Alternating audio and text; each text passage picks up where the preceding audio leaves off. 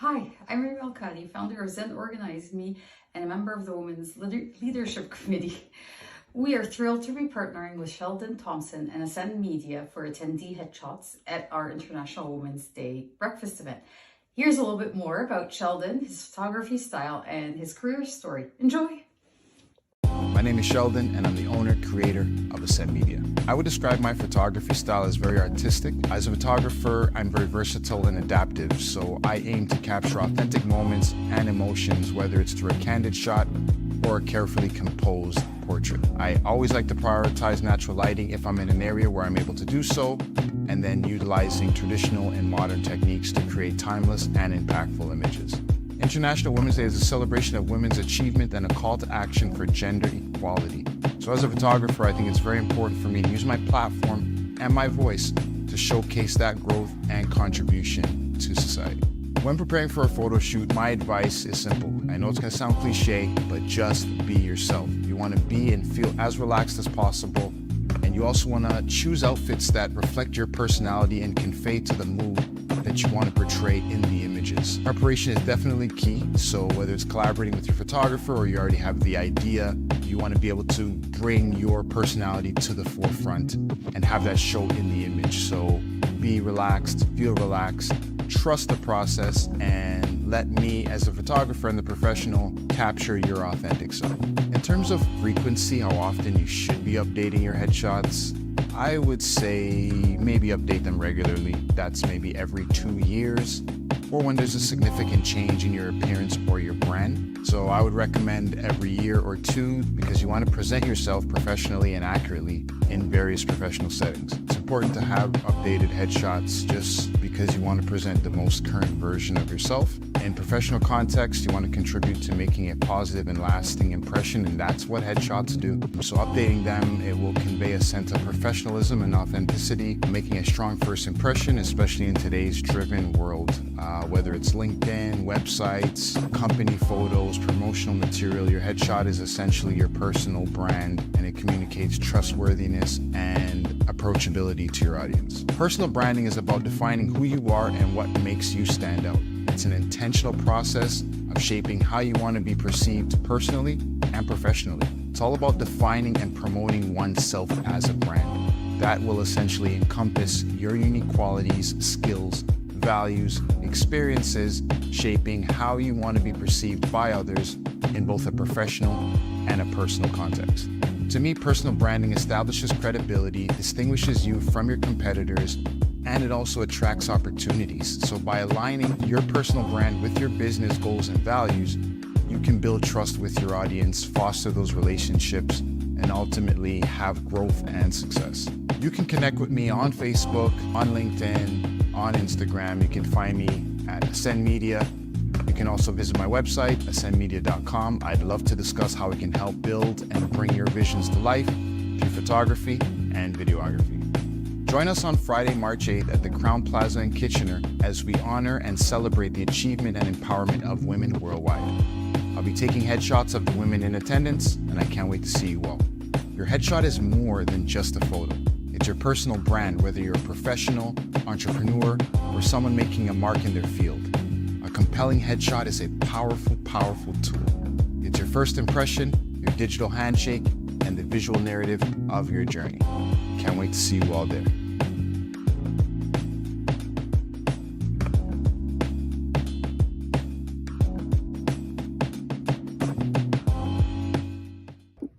Hi, I'm Ajoa Minta, founder of For All Ice Cream and member of the Women's Leadership Committee. We are thrilled to be partnering with Carol Spooner Portraits for attendee headshots at our International Women's Day breakfast. Here's a little bit more about Carol, her photography style, and her career story.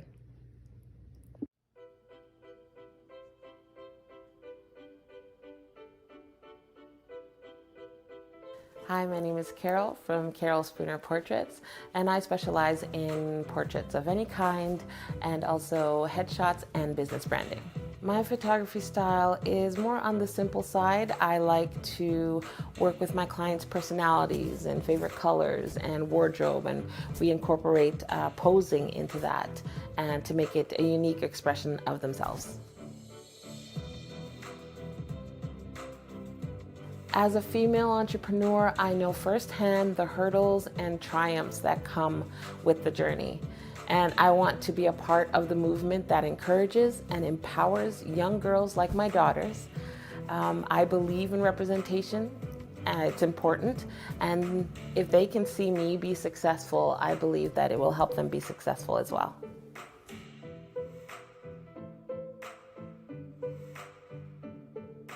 I believe that being yourself is paramount when preparing for a session. Your authenticity reflects in your wardrobe, your communication with your photographer, and how you express yourself in front of the camera. So the right photographer should be able to draw that out of you.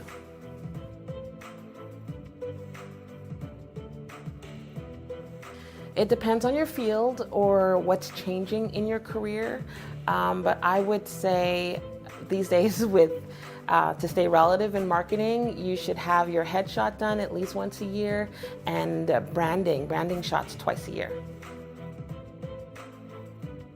Personal branding means deliberately showing who you are and what makes you special in your professional life. It's about sharing your skills and values to create unique and positive image of yourself. Updated headshots are crucial for maintaining a professional image, and it helps to advance your career in a competitive market. It helps having a consistent online presence, supports personal branding, facilitates networking, and it ensures a visual representation that aligns with the current trends and your personal changes. Personal branding is so valuable. It helps in building trust, differentiating you from competitors, it attracts opportunities, and it adds to your marketing efforts, which in turn translate to financial growth. All my contacts you will find on my website at carolspoonerportraits.com. I am on Instagram, on Facebook, and on LinkedIn.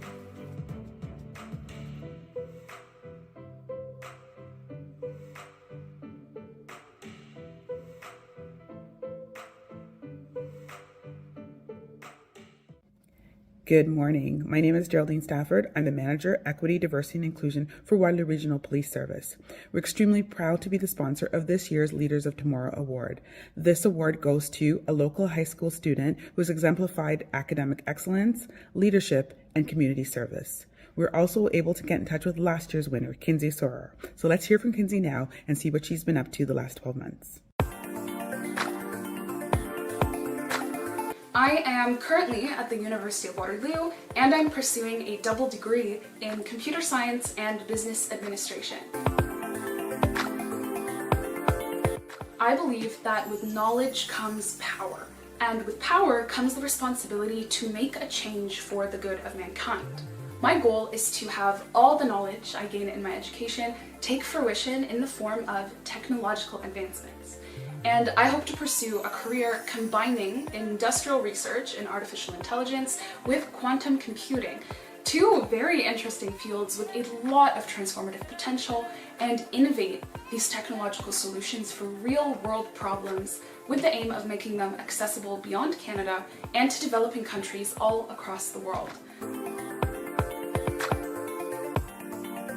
To preface, I think it's very valuable to recognize how many different ways there are to give back to your community, and that it can be integrated as just a foundational part of your life. With that said, I'll touch on 3 very different ways I've continued to give back to my community, just to highlight how endless the possibilities really are. Now, on the volunteering side of things, I became an executive for a student club at the University of Waterloo that advocates for human rights. I primarily volunteer my time with public relations and outreach, and so it's been a very valuable experience building these connections and amplifying the voice of the club's cause. In terms of education, the most recent step I've taken towards the career goal I spoke about is becoming a member of a Watt AI design team, which is the Waterloo AI Institute's undergraduate student body. And what I've been actively doing is, as I'm learning all of these very interesting things in the machine learning field, I'm writing them up. And my plan has been to essentially share my journey in blog posts every time I finish a project. My hope with this mini project of my own is to show anyone interested in the field who might look like me that it is possible to be here and to help them learn alongside me. And finally, on the personal level, I've continued with the advocacy work that I did as Waterloo Region District School Board Student Trustee in 2021 to 2023. I try to stay caught up on municipal politics. I spread awareness about issues affecting students and global social justice issues on my social media pages. And overall, I'm very grateful that I've been able to remain connected with the community that effectively made me who I am today.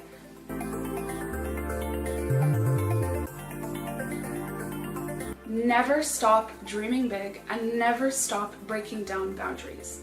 Anything you set your mind to can be worked towards, so don't let anyone ever tell you that you aren't good enough for something or that you don't belong somewhere. And on that note, although it is easier said than done, try not to fall in the comparison trap, as in reality, the only person worth competing with is yourself. I'd say that empathy is the name of the game.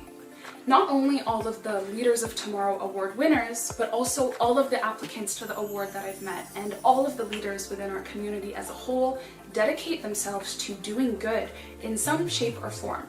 And it takes empathy to realize that we're a part of this bigger picture and that we have a responsibility to take our fortunes, be they financial or skills, time, resources, even our voice and our ability to speak, and use them to help those who may be less fortunate than us. The beautiful thing about that, in my eyes, is because we're all capable of developing our empathy and advancing our empathy, we are all capable of being leaders of tomorrow.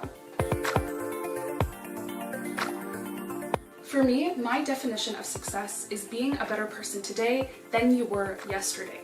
If you're growing and each day becoming one step closer to the best version of yourself that you can possibly be, then that is success.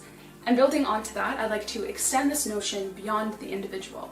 If in your work, your education, even your personal life, you are striving to make the world a better place today than it was yesterday, I don't know what could possibly be more successful.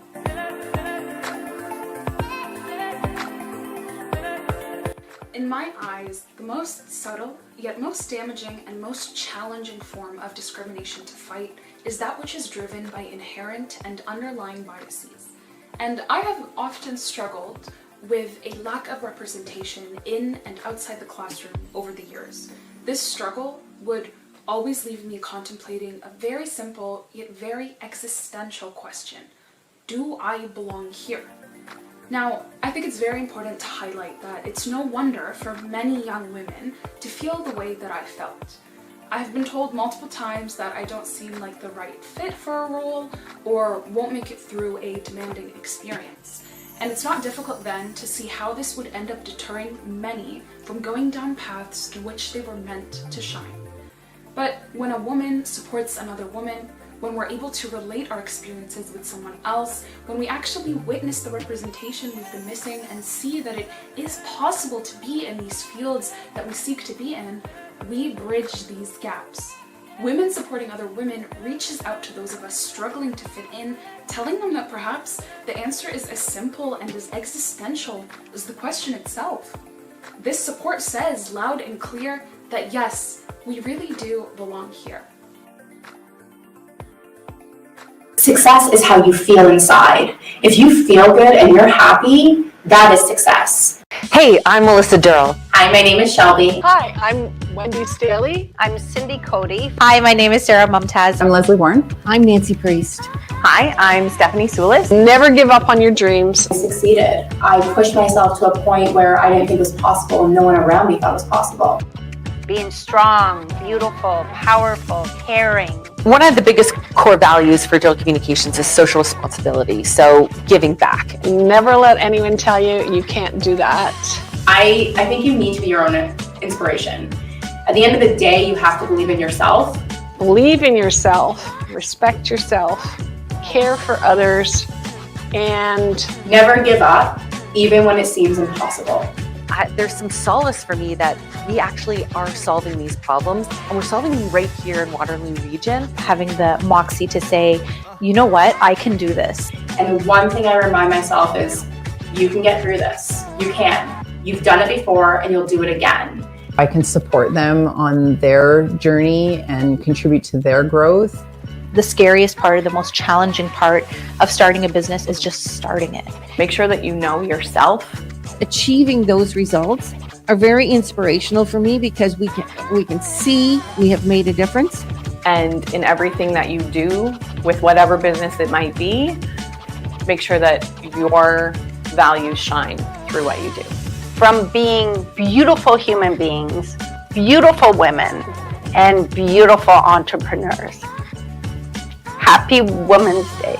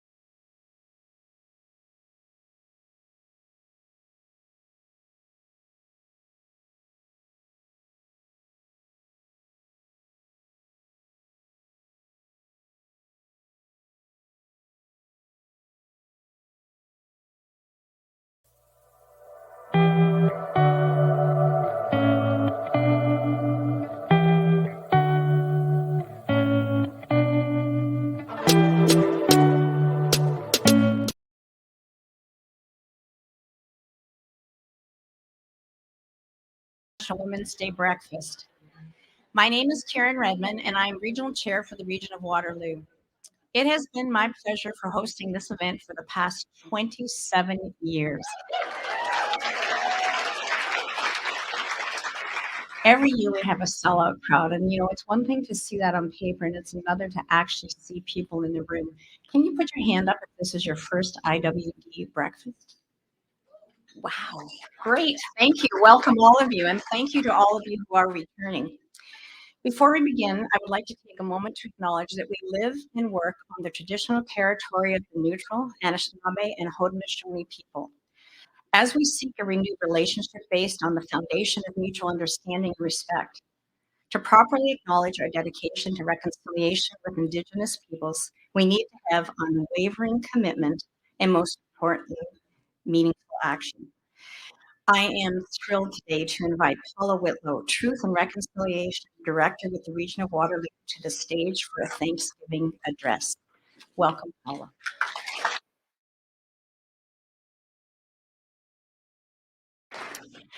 Yeah, well, thank you, Karen. It's my pleasure to be invited back for the second year. So I'm not as overwhelmed as it was last year with the amount of people in the room. And just seeing if I need my glasses or not. So I'm going to recite the Thanksgiving address in the language. It's called the Ginyo. It means words before all else. And it's something we do in my community of Six Nations whenever we do anything important. So I can't think of a more appropriate time to be sharing this message with you. Today we have gathered and we see the cycles of life continue. We have been given the duty to live in harmony with each other and all living things.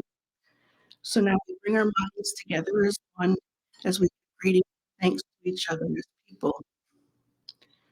We are all thankful to our Mother the Earth, for she gives us what we need for life.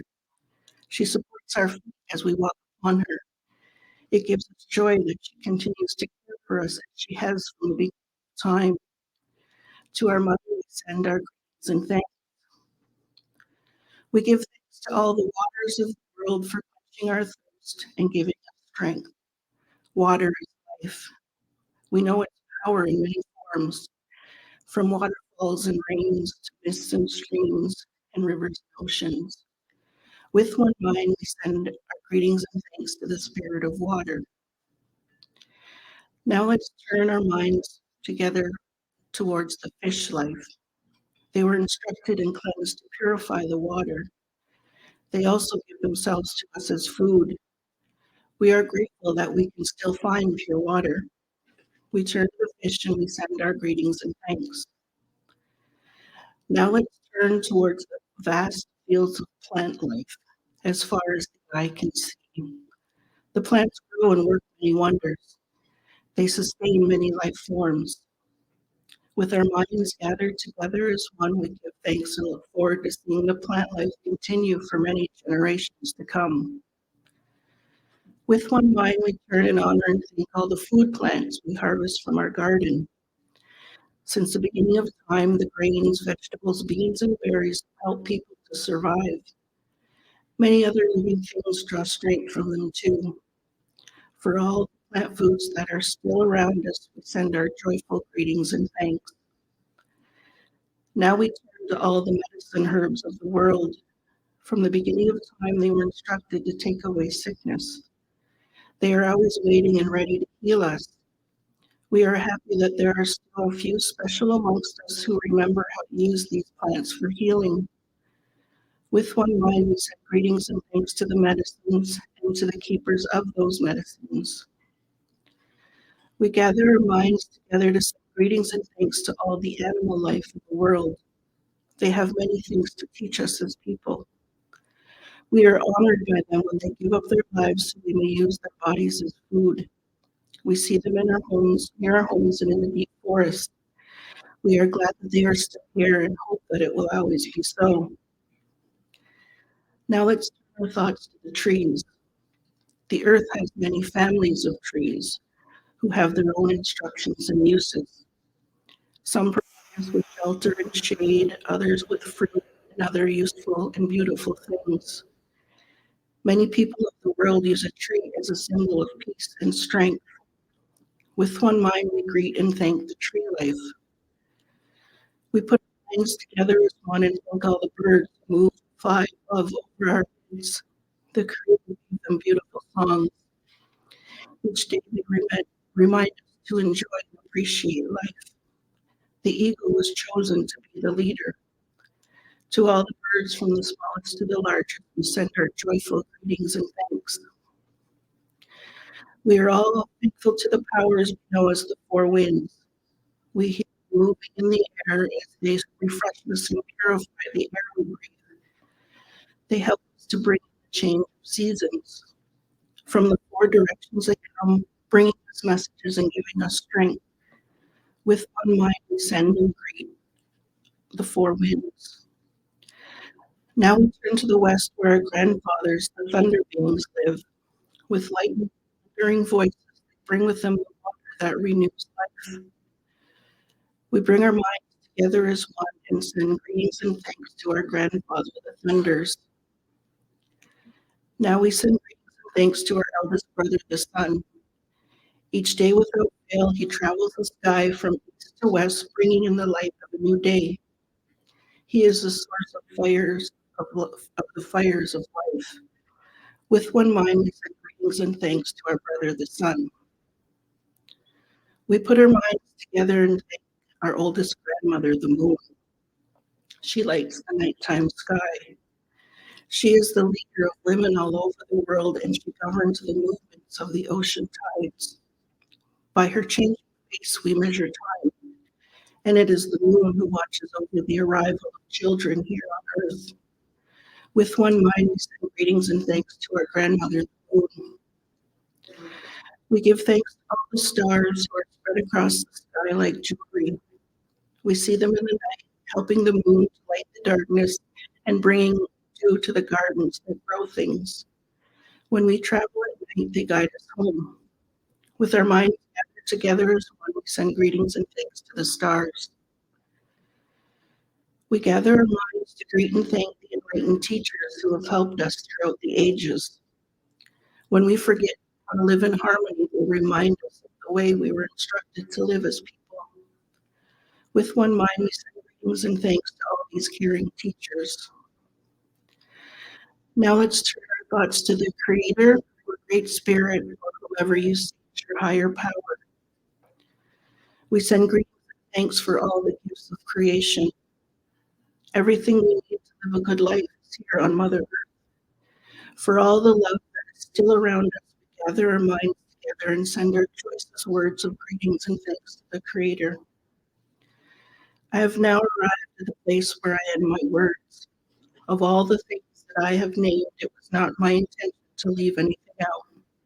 If something was forgotten, I leave it to each individual to send such greetings and thanks in their own special way. Now we'll go up, lead. Thank you, Chair. Sorry, Chair Redman.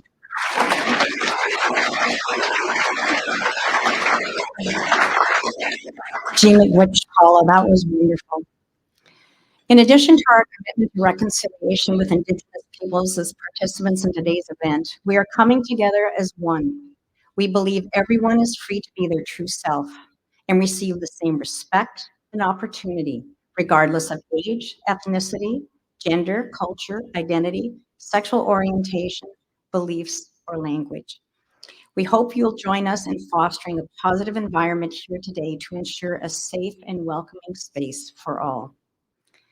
International Women's Day is recognized globally on March the 8th every year, celebrating social, economic, cultural, and political achievements of women. This year's International Women's Day theme is Inspire Inclusion. Imagine a gender equal world, a world free of bias, stereotypes, and discrimination. A world that's diverse, equitable, and inclusive. A world where difference is valued and celebrated. Together we can forge women's equality. Collectively, we can all inspire inclusion. Thank you all for being here today to celebrate this important day. This morning's event would not be possible without the continued support from our many incredible sponsors. So a shout out and a thank you to our title sponsor, BMO Bank of Montreal. Gold sponsor, Your Neighborhood Credit Union. Silver sponsors, Enbridge, EY, and Miller Thompson LLP. Bronze sponsors, Hefner Lexus and Hefner Toyota, Home Hardware Stores Limited, and Wilfrid Laurier University. Award sponsor, Waterloo Regional Police Service. Design sponsor, W Design Co. Sign and print sponsor, West Mountain Signs and Printing. Media sponsors, Rogers TV. Hospitality partner, Crowne Plaza, Kitchener-Waterloo. Production partner, Punks Productions. Gift partner, Little Mushroom Catering. Photography partners, Admonsky Tomas Photography, Ascend Media Inc., and Carol Spooner Portraits. Prize partner, KW Oktoberfest. And all our door prize sponsors who contributed to the items in support of Women's Crisis Services of Waterloo Region. Thank you to all of our attendees for these generous donations. Please join me in thanking these partners.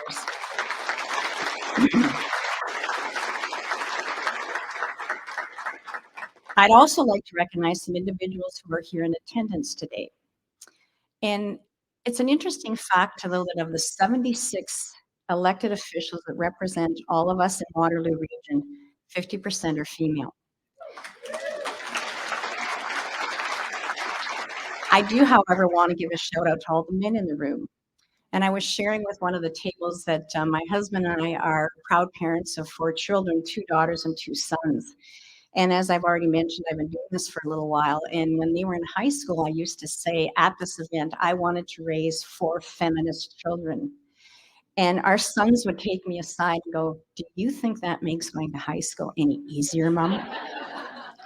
But I know that the men are in attendance today for the accomplishments and to celebrate women. So I'd ask you to stand up when you're recognized, and if you can hold your applause to the end, because it's quite a list. Mayor of Waterloo, Dorothy McCabe. Mayor of Kitchener, Barry Verbanovich. Mike Morris, MP. Regional Councillor Colleen James. Regional Councillor Chantal Hunick. Regional Councillor Jim Erb. Waterloo Councillor Sandra Hamner. Waterloo Councillor Julie Wright. City of Kitchener Councillor Christina Show. City of Kitchener Councillor Dave Schneider. City of Kitchener Councillor Jason Deneau. City of Kitchener Councillor Ayo Owaduni. If you're ever in a church service, you want to stand behind Ayo because he's got the best moves.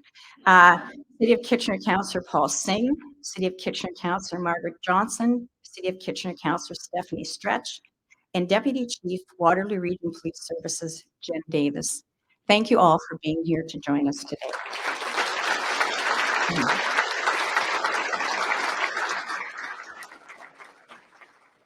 Oh my gosh, and Catherine Fife, I am so sorry, MPP. Catherine and I have been at this almost the same amount of time, I think. My apologies, Catherine. Did I miss anybody else? I said Jim. Connie's a fan of Jim Rivers, but I did mention Jim. I would like to now welcome Bella Modi, Regional Vice President of Southwestern Ontario with BMO, to the stage to say a few words. Welcome, Bella.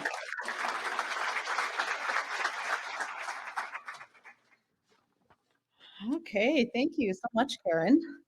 BMO is so proud to be the title sponsor of the Chamber International Women's Day Breakfast once again this year. And this is actually my first time here. I can say I'd love to be here all day. I've already made so many great connections. It's just lovely to see the crowd and the energy and the excitement here. You can really, really feel it. So happy to be here. And also to the men as well. Thank you. In the spirit of International Women's Day theme of inspiring inclusion, I wanted to share a few highlights of BMO's history in supporting women entrepreneurs and leaders.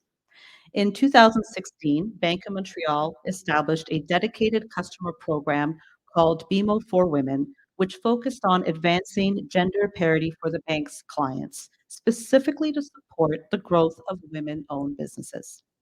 This program was dedicated to empowering women to feel confident about their finances and their financial futures. We increased our commitment of capital to women-owned businesses from $3 billion in 2018 to $5 billion in 2022, recognizing the importance of making capital accessible to women entrepreneurs. $5 billion. I just want to say that one more time. More recently, BMO has marked our 4th year of being recognized on the 2024 Report on Business published by the Globe and Mail for the Women Lead Here list. This is an annual benchmark recognizing Canadian businesses with the highest achievement for executive gender diversity. I am so thrilled to work and be part of an organization committed to boldly growing the good in business and in life. And I'm even more proud when I see it in action through our partnerships. BMO has been a committed, long-standing partner and active sponsor of Women Presidents Organization and Grow Your Biz, which are 2 peer-to-peer advisory board services supporting women entrepreneurs at different stages of their business life cycle. We are also proud sponsors of Women Get on Board. This year marks our 5th consecutive year of BMO celebrating women on boards, highlighting women in leadership positions that are making a difference in the boardroom. Our partnerships provide women professionals with powerful networks filled with decades of experience. It is just one of the many ways BMO demonstrates its commitment to removing barriers for women and fostering a culture that promotes the true spirit of inclusivity for all. Thank you, everyone, for being present today.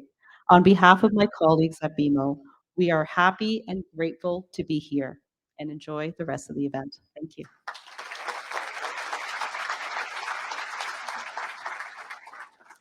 Thank you so much, Bella. Today's event would also not be possible without the continued support of our Women's Leadership Committee. These ladies volunteer their time and talent to bring these events to life. And I want to give a shout out again and a thank you to Alison Burke, Oxford Learning Waterloo Region, Rebecca Hempney, the Delivery Guys Inc., Janice McVeigh, Dean Group, Ujoan Minta, For All Ice Cream, Carla Moore from Bingamins, Shannon Shaw, Talbot Uniforms and Promotional Products, Sandra Stone, Rachel Summers, RBC Royal Bank, Leslie Warren, W Design Co., Reem Ikadi, Zen Organize Me, Kim Wilhelm, the Food Bank of Waterloo Region, and supported by Andy Lakatos and Carolyn Marsh. That's the easiest name to pronounce, with KW Chambers. So if we could have a round of applause for these women. We'd also like to acknowledge some female founders, several of whom are in the room with us today. The Female Founders Series is presented by KW Chamber of Commerce and Scotiabank. Over the past few months, the following female founders have shared their business story. Shelby Plaskett, Clean and Tidy; Wendy Staley, Porchlight Relocations, Porchlight Property Management; Sarah Mumtaz Law Offices; Nancy Priest, Glass of Learning, Inc.; Stephanie Sulis, Little Mushroom Catering; Leslie Warren, W Design; and Cindy Cody, the Cindy Cody team of Remax. If you'd like to find out more about these female founders and their stories, visit kwchamber.com. In honor of International Women's Day, we are pleased to recognize a leader of tomorrow once again this year, because this really is not only about today, it's about our future and what our community will look like. And these will be the hands that shape that future. There are nearly 20 students who are attending today's event from local high schools. I would ask you all to please stand. I warned some of them ahead of time. I don't have to embarrass you. It's the perk of being MC.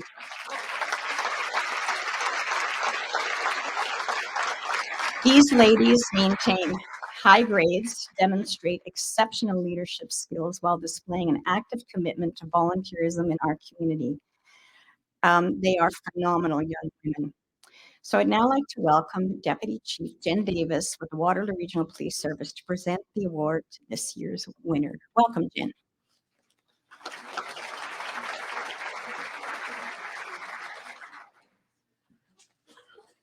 Great, thank you. Thank you, Chair Redman.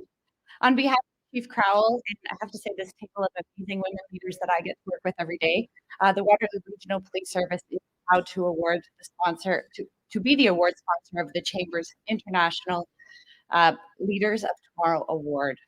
This year's applicants were all exceptional, making the decision extremely difficult. But we are thrilled to be congratulating the winner of the 2024 International Women's Day Leaders of Tomorrow Award to Gabby Merce of Bluevale Collegiate Institute.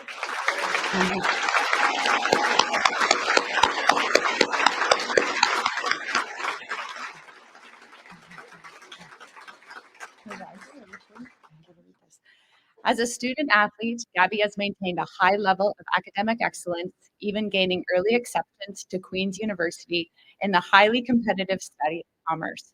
She was also elected student body president.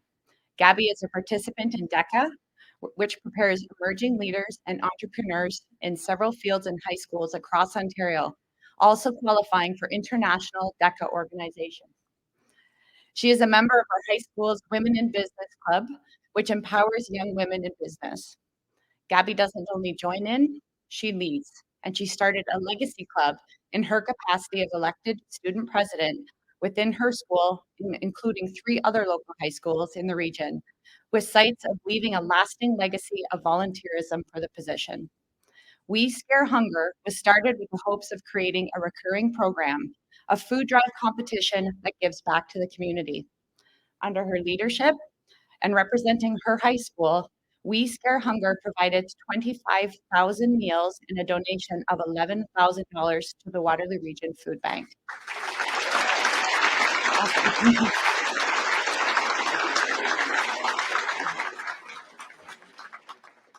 Gabby's application stands out as her volunteerism has extended beyond her local school community to have an impact within Waterloo Region and to ensure that her efforts are continued even as she moves on. She is well positioned to be a leader of tomorrow. I would say she is a leader of tomorrow. Please join me in congratulating this year's Leader of Tomorrow, Gabby Merce.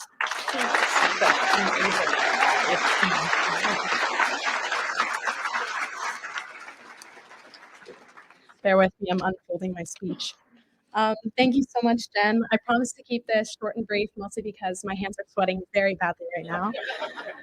Thank you, first and foremost, to the KW Chamber of Commerce for this incredible honor.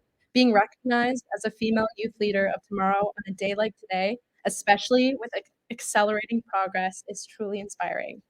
To me, this stands as a reminder of all the work that was put in by women everywhere before me to allow me to have the opportunities that I've had today.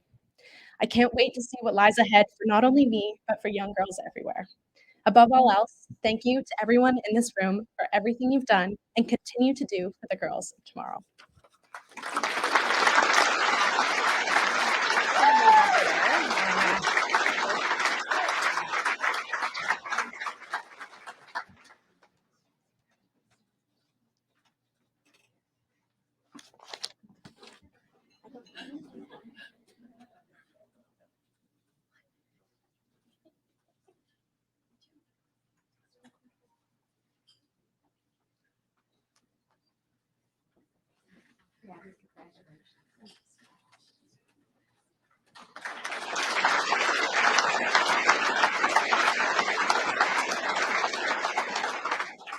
So again, congratulations to everyone who was considered for the award, Gabby. It is such an impressive resume. I don't know about the rest of you. I kind of go, what have I been doing with my life?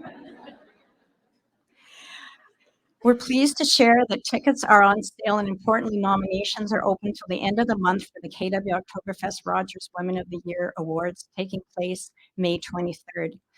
Nominate an outstanding woman who makes the Waterloo region a better place to live, work, play, and grow by visiting womenoftheyear.ca. In celebration of the nominations now being open, we have randomly drawn a lucky winner to receive a gift basket courtesy of KW Oktoberfest. Congratulations to Layla Aghad of Layla's Alterations Design Custom. Please come to the stage and accept your basket.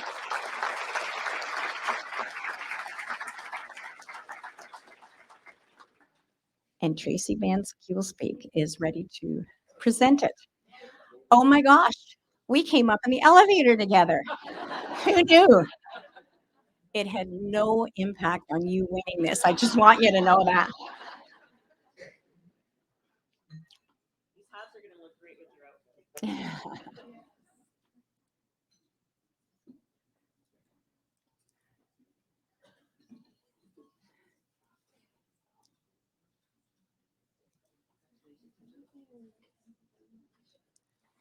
Congratulations.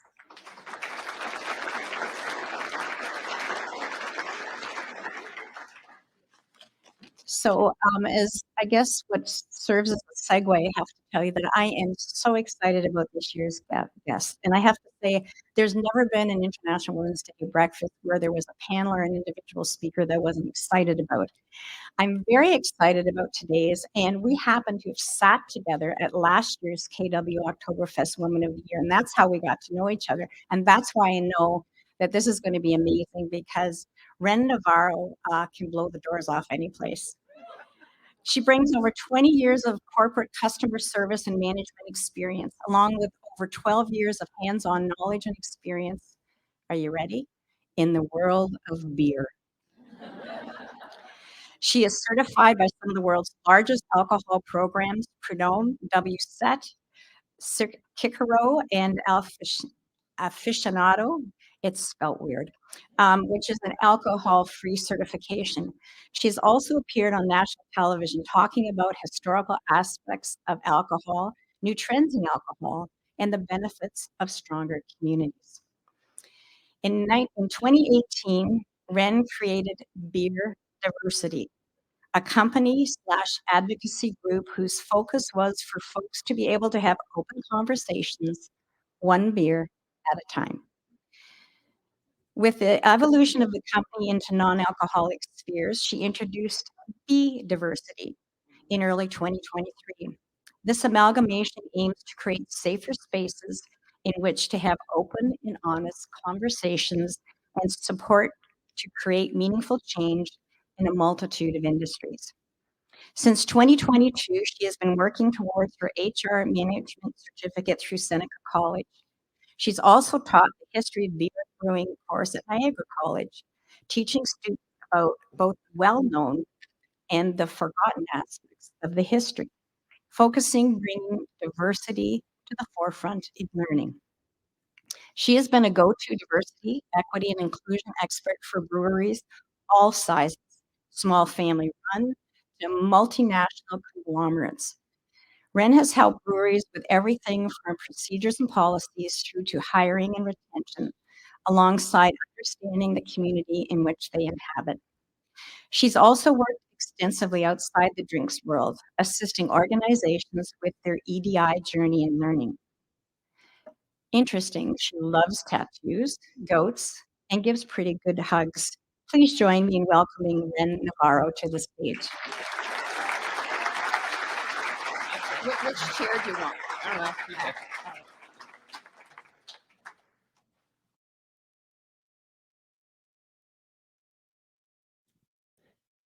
Morning. So welcome. This is on, right? Yes. Okay. Poor you. So, Ren, beer, what's the connection between beer and diversity from your perspective? There isn't. Uh, and I always say that it's like the most flippant thing ever, but to tie in some of that history, the first brewers were women, unsurprisingly, because it was considered a cooking duty. Right? So, I mean, you think about it, you make a porridge and you put it in a vessel and you leave it for a while and the porridge does weird things and then suddenly you get drunk off the porridge water. So I think that, the piece is reminding folks because when we talk about beer, it's a very specific person who pops into your head and it's not most of the people who are in this room. And so it's kind of reminding folks that if we didn't do what we did, yes, you would still have beer, but it would have taken a much longer time to get to that point. And when I say that, like, women started it, like, we're talking Mesopotamia, which is, like, now Iraq. Like, it's been so long that the name has changed. Uh, so it's I think just reminding people that, yes, beer is a good thing, but you should always know the history of where it comes from and why it's important. So, yeah, I think that without diversity, you can't have beer. You just need to know that whoever the panelist or guest is, I always run the questions past them and Ren went, yeah, that's fine. I may answer that one, I may not. So stay tuned. This will be a surprise for all of us. Being a serial entrepreneur takes vision, belief in your idea, and in yourself. How have you cultivated these attributes? First, I want to be like Gabby when I grow up. Um,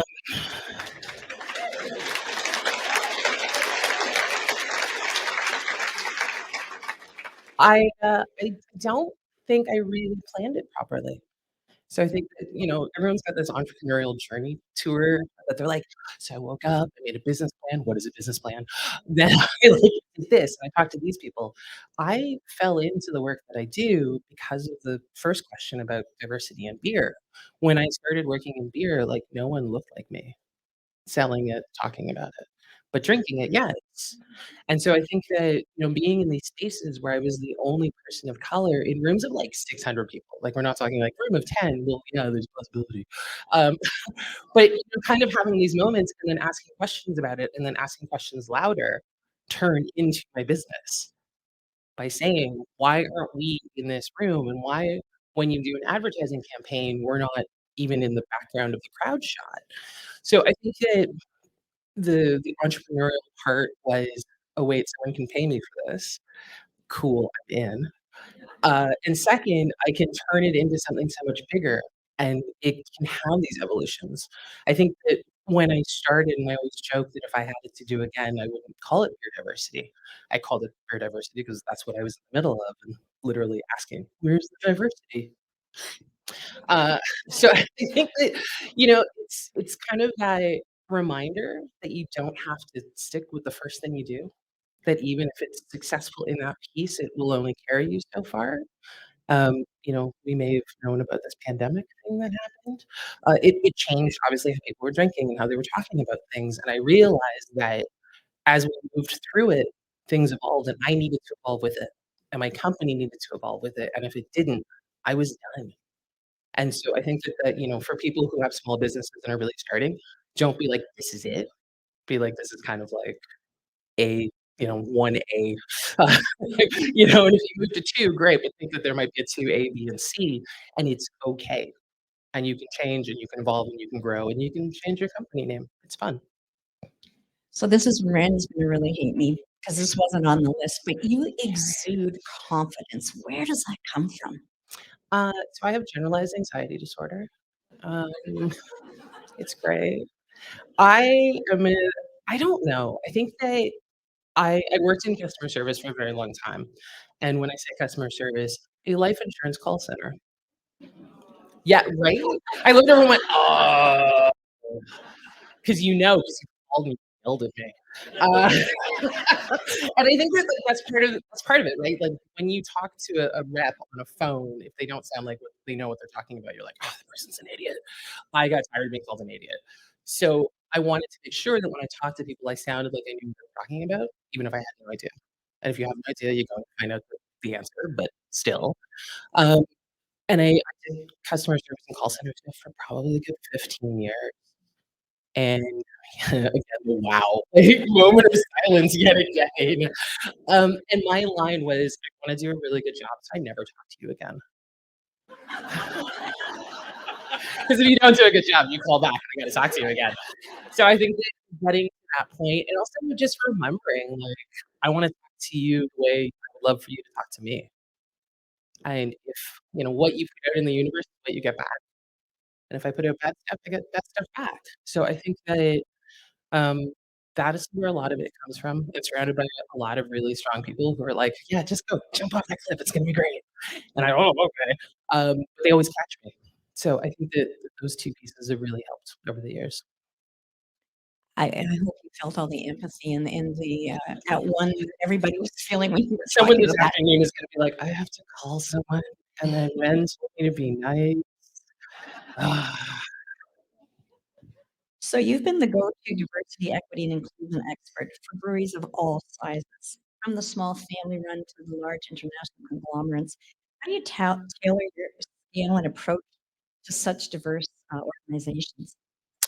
I don't do it based on size. I do it based on people.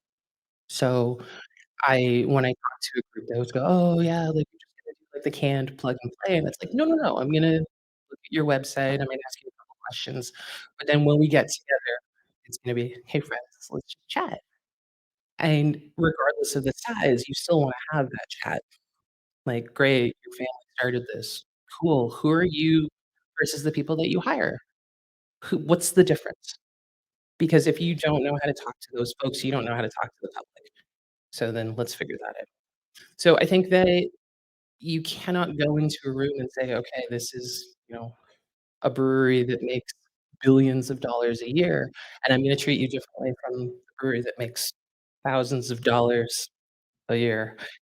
You're the same, because the people who work for you can go to the small guys, they can go to the big guys. So I'm not talking to you like you're a billion-dollar person, and I never will, because I don't think that I mean, if you have $1 billion, please do talk to me, um but I don't want people to think that if I have $1 billion, then my diversity experience is different.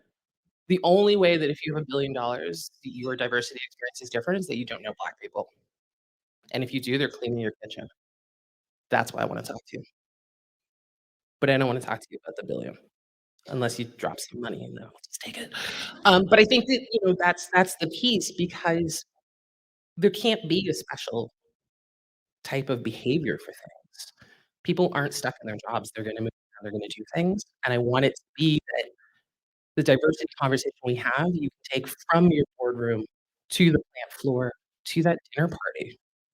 The information that you learn is not just for that one scenario, and I always hope that the conversations that we have are transferable, and if they're not, then I haven't done my job right.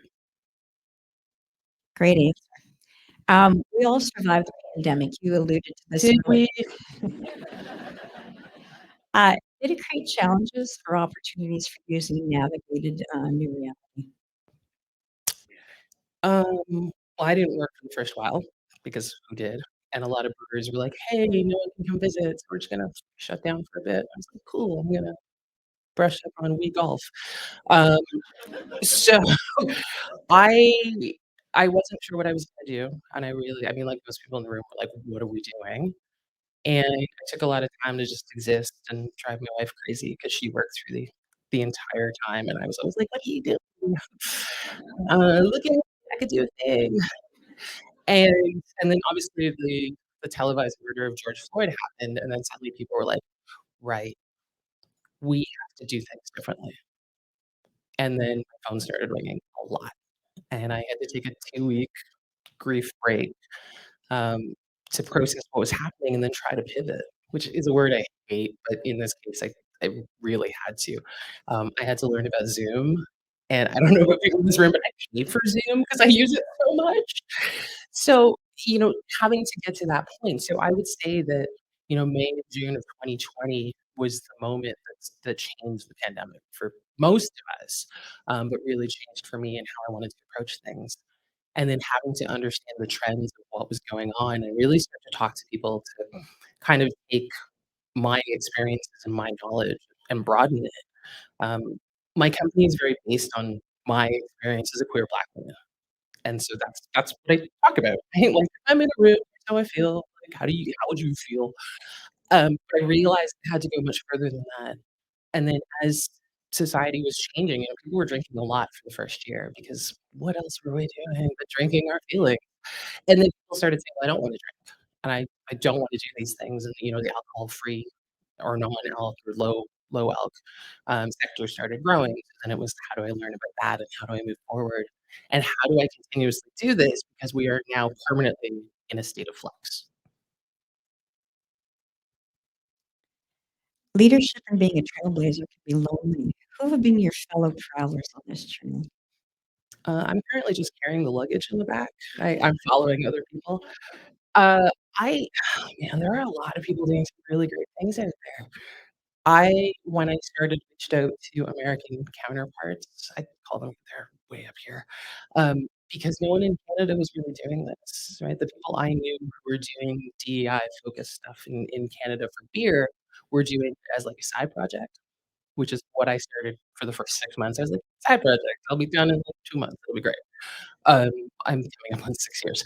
But, you know, talking to Americans who were doing this, the American beer market is much bigger than Canada, so they, you know, several steps ahead of us. Um, so yeah, Dr. J, she's a DEI expert in the States, did a lot of mentoring for me.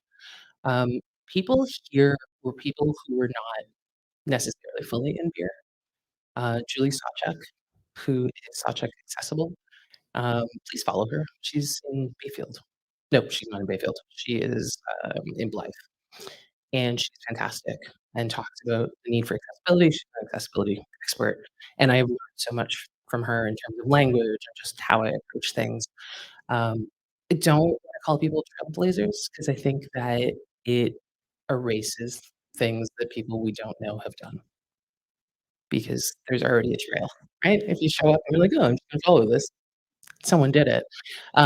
Yeah, I think that there's a lot of women out there. There's a lot of, I think of Rachel Engel, who's a trans brewer in the States, who's very open and outspoken about things and her experiences in the industry. She's absolutely amazing. I'm totally blanking on people, but there's a lot of really great folks out there doing things that I am happy to carry their luggage. And I know you said you want to be Gabby when you grow up. Do you mentor anyone? Not right now. I would love to, but I feel that for me, mentorship is really like, let's just go and chat and hang. So if anyone wants to, let me know. We can just go hang out, talk. Yeah, I feel that I'm still being mentored by a lot of people, and I sometimes, have those doubts of like, should I mentor someone? So I don't do it actively right now. Teaching can be rewarding. Teaching can be challenging. What continues to draw you to teach both the well-known and forgotten aspects of history, focusing on bringing diversity to the forefront of our learning? I come from a family of teachers, and they wanted me to go into teaching, and I said, "No." And then someone said, "Hey, with your work, you're teaching people," and I was like, "Ah!" So my parents won. But getting to go and teach at Niagara College, they've got a giant brewing program, and they're very proud of it, which rightfully so. However, I'm the only Black staff member teaching, and when I took a break, they had 0 Black staff members, and then I recently got a call, so I'm going back to be the Black staff member. Um, People love this course because there is a huge moment of, "I did not know that," and some of it is like, "How did you not know that?" It was kind of right there. So I think that the great part is I also learn, right? Like, I'm going being like, I know everything. Uh, so I am forced to learn more and retain more and take the dry stuff and make it interesting. Because who wants to learn about the history of yeast? Sounds good, right? Um, it's a 3-hour lecture. So, it's like, how do you make that interesting, and how do you talk about the people who are forgotten? Or, you talk about hops, but who's who discovered hops and what was it? And it turns out like, oh, it's usually women or it's, people who are not brought to the forefront. And so it's really awesome to be in a room full of people being like, yeah, I already know it. And then dropping this like truth bomb on them. They're like, wait, what?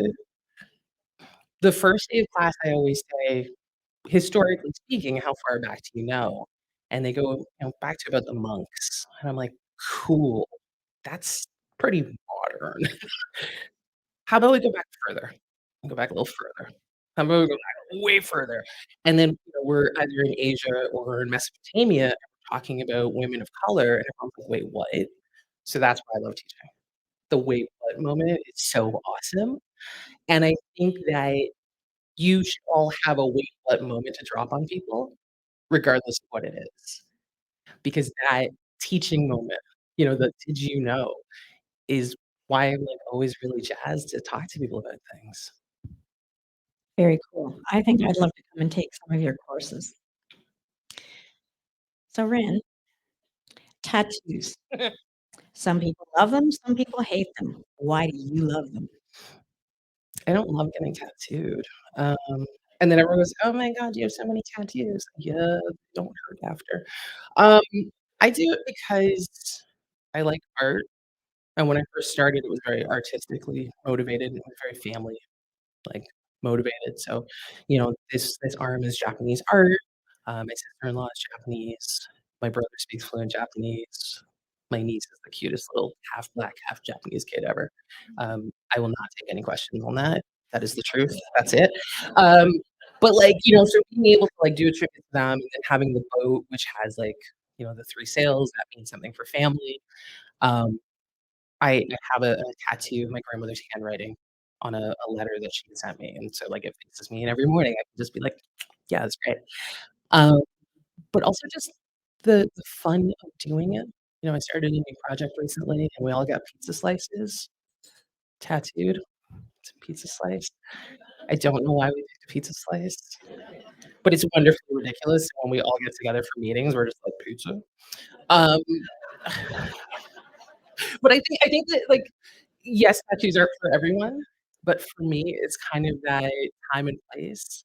Some of them have been done by really good friends, some have been done in honor of really good friends who aren't here anymore, and it's just like these little moments. I mean, I also have, like, a mustache tattooed on my fingers, like, don't trust me for everything, but I think that, yeah, it's for me, it's always a connection to something, and I can tell you where I got it and how I was feeling that day and, like, who was with me that made me feel really great. So I already alluded to the fact that you exude self-confidence and but you also has this joie de vivre. And that when I saw your tattoos and I got to know you a little bit, I thought, yeah, this works. It works. You really are the personification of this year's IW theme, Together We Thrive. And if I was speaking to an 11-year-old Rin, other than saying she didn't want to be a teacher, what would you say you wanted to be when you grew up? 11-year-old me was probably about the same height. So anything you wanted. It was like 100 pounds lighter, so no.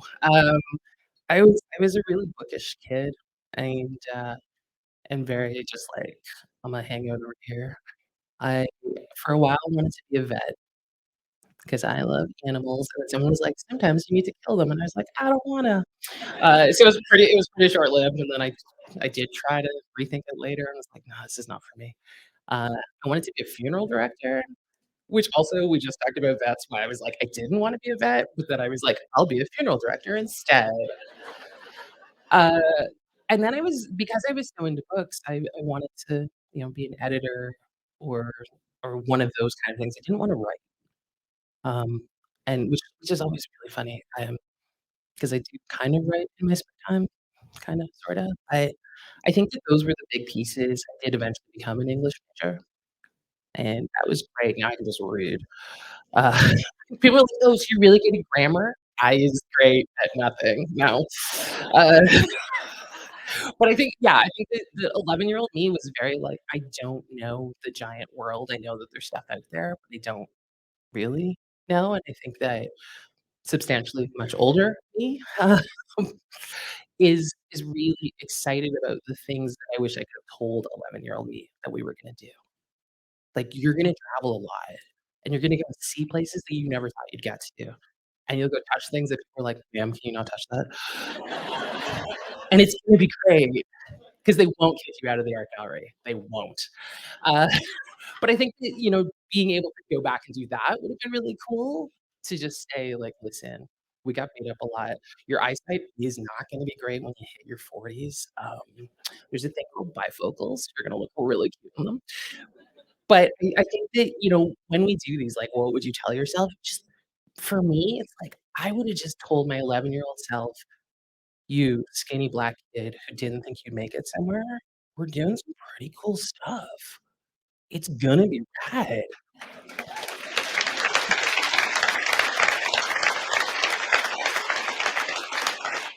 So, Ren, do you have a hidden talent or power that you're willing to share with us today?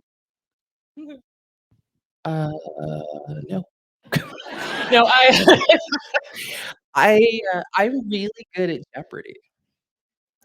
And I know, like, everyone says they're really good at Jeopardy. I I think I don't know if I have to double check, like, with my wife and my friends, but I'm probably running about 75% on most games when I watch. And I've been told to apply multiple times, and the only reason I didn't apply was A, I was lazy, B, Alex Trebek died, C, I was lazy. So, yeah, my special power is having, like, the most random knowledge kicking around in my head, but I will immediately forget that we have a lunch date. Like, I'm like, "What's my random thing?" But, yeah, I think that that's my superpower. I'm really good at, like, pub trivia. So I want to thank you for remembering to come this morning because that Yeah, would have been I a actually really big space. I actually had a couple of alarms set, so it was all good. And I don't know about the rest of you. I'm not good at Jeopardy. I'm not even good at Family Feud, so I'm impressed. What do you think about when you wake up in the middle of the night? Oh, um, Besides you have to go to the bathroom. yeah, so I was like, "Okay, first thought is, I gotta go to the bathroom." Sometimes I wonder if I've done enough. I think that that's, like, one of those big nebulous thoughts, which is why I wake up, and it's like, "Did I do enough?" There's the question, like, "What's your legacy gonna be?" And I just think I wanna leave this patch of grass greener than I got it, and I'm not gonna aw, thanks. Um, I'm not gonna change everyone else's patch of grass, but if you see that I was able to tend to it, then maybe we can, like, make the other patches of grass really cute too. That wakes me up a lot. Sometimes it's like, "Ow, why does my shoulder hurt?" But I think that there's that, and then there's, what am I gonna do 10 years from now? Like, I'm pushing 50. Like, 50 is a sneeze away. What am I gonna do when I'm 60? Am I gonna still do this when I'm 70? 'Cause I'm tired now. So sometimes it's the existential thought of, "Will I be the only person who does this?" And then the really good one that keeps me up for, like, several hours is, "Will anyone remember what I did? And does it matter?" So that's the one that, like, every so often, and it's just like, did I also make enough of a change that it's gonna stick? Because sometimes the answer is, I don't think I did. And I'm also my own worst critic because I think most of us are, right? And so I'm like, "I did nothing." And so when I'm gone, people are gonna be like, "I'm sorry, who? Did she play backup in the Red Hot Chili Peppers?" So we're almost out of time, but I do want to ask you one last question. What was the question you were hoping I wouldn't ask you?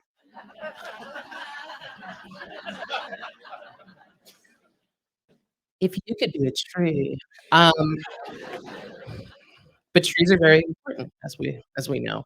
I'd be a weeping willow. Um, I don't know. I'm such an open book for stuff that I don't ever think that there is no question that's not okay to ask. I have no natural sense of curiosity, which is also my superpower. If you gave me a box to hold and said, "Don't open it," I'd be like, "Okay." So, yeah, so I don't ever think like, "Oh, there's gonna be a question that I'm like, this is not okay." So, no, I didn't have one. That's a really good answer, although you all already told me that you didn't feel you had to answer any of them, so I figured I'd just pass. Um, when I asked you where we wanted to direct a donation in your name for today, it didn't take a nanosecond, and you said Rainbow Railroad. Can you talk a little bit about the organization and why that was such a quick response for you? Yeah, Rainbow Railroad is really important. So they are Canadian-based, and Molly Powell is the one who started it. I was really lucky to work with him years ago when I used to be a photographer for the Inside Out Film Festival. And his group basically helps 2S LGBTQ plus folks in countries where it is illegal to be, get out. And right now, you know that there's a lot of bad things happening in a lot of spots in the world. Uganda has just made it, I think it's Uganda and Ghana have just made it illegal, which means it's punishable by death. Which means I wouldn't be able to sit here and talk about my wife, 'cause I probably would be in hiding. And so this group, which I wish was so much bigger, but I also wish wouldn't have to exist, goes into spaces and helps people live. And so, yeah, when you said it, I like, the second you were saying, I was like, Rainbow Railroad, Rainbow Railroad."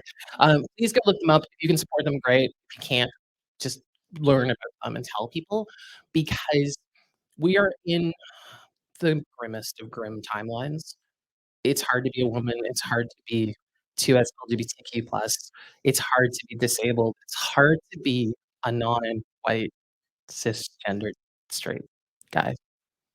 And so I mean, I could list 1,000 charities, but that one, they're risking their lives to save other people's lives. And so, yeah, that's why I picked them, because they're really important.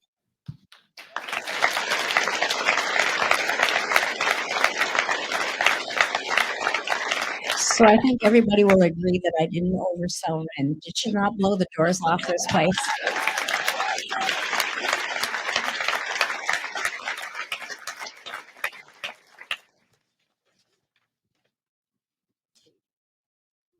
Okay, Ren's going to stay with me because I again want to thank today's event sponsors. Our title sponsor, BMO Bank of Montreal. Gold sponsor, your neighborhood credit union. Silver sponsors, Enbridge, EY, and Miller Thompson LLP. Bronze sponsors, Hefner Lexus and Hefner Toyota. Home Hardware Stores Limited and Wilfrid Laurier University. Award sponsor, Waterloo Regional Police Service. Design sponsor, W Design Co. Sign and print sponsor, Westmount Signs and Printing. Media sponsor, Rogers TV. Hospitality partner, Crowne Plaza, Kitchener-Waterloo. Production partner, Pinks Productions. Gift partner, Little Mushroom Catering. Photography partners, Edmonsky Tomas Photography, Ascend Media Inc., and Carol Spooner Portraits, and the prize partner, AW Oktoberfest. So finally, thank you all so much for coming this morning and celebrating the successes and collaborations of women in our community. And again, I want to give a shout out to the men in the room, because it takes all of us to make sure that we not only honor the contributions of women, but acknowledge them. I hope one way or another you were able to be inspired by the conversation that was shared here today. And if you purchase door prize tickets, we will encourage you to stick around for a few minutes after we award those prizes. For our virtual audience, enjoy your day, and we look forward to having you join us in another upcoming event. And we'll sign off now for our virtual, and I'll let Ren find her seat.